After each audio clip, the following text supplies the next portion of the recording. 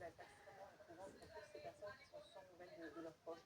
Maria, c'est une maman, c'est la mère d'un jeune homme qui a 34 ans et qui fait partie des 5 disparus de la commune de Létour. Il se trouvait avec sa petite amie, elle aussi disparue. Ils étaient sur le balcon de leur appartement, ils ont été piégés par les coups d'égout, ils ont appelé des secours, mais à l'arrivée de l'hélicoptère, l'appartement s'est en partie effondré et le couple est depuis en hôpital.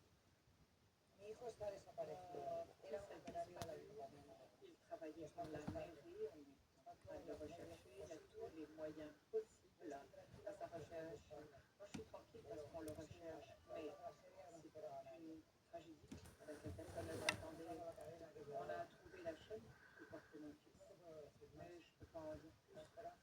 L'espoir, c'est la dernière chose que je peux perdre, mais je suis consciente du désastre.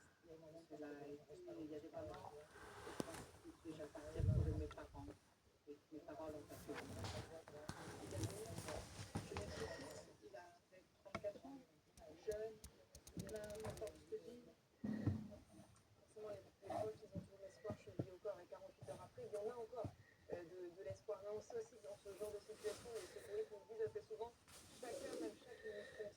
Et là, on imagine la douleur des proches, le soir, la nuit tombée, quand les secouristes disent, on arrête les recherches, on ne les reprend pas avant demain matin. C'est sûr, c'est difficile. On a vu qu'il y a encore des zones difficilement accessibles. Il faut pouvoir y accéder et on ne peut pas se mettre en danger avec la nuit et le manque d'éclairage et tout ce que ça induit.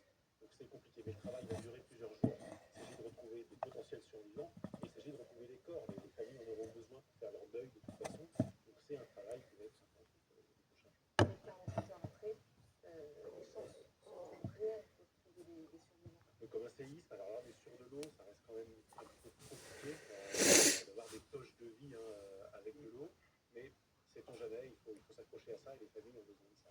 C'est-à-dire que l'espoir est moins important en cas d'inondation qu'en cas de séisme. Dans un séisme, on va avoir des poches de vie, on est sur du sec, et donc on va avoir des structures en béton qui vont créer des espaces dans lesquels les gens vont pouvoir survivre. Là, sur l'inondation, on a vu que les maisons se sont effondrées et les gens ont été emportés. Donc ils vont être pris dans des embacs, ils vont être pris dans des véhicules. Donc peu de chances, vraisemblablement, qu'ils aient pu survivre notamment à la noyade. Bien évidemment, vous, en tant que secouriste, vous travaillez toujours dans l'espoir d'essayer de sauver des vies et de trouver des rescapés. On a vu aussi sur ces images, on les voit depuis hier maintenant, vous travaillez dans des zones qui sont extrêmement fragilisées, avec des maisons, des bâtiments qui peuvent s'effondrer à n'importe quel moment. Là aussi, ça complexifie le travail parce que vous êtes véritablement dans des endroits très vulnérables. D'où l'intérêt d'envoyer des gens formés à ça, avec des équipements particuliers, d'empêcher le public d'accéder à ces zones pour l'instant, et puis des travaux sont faits, des étaiements de bâtiments, de la sécurisation de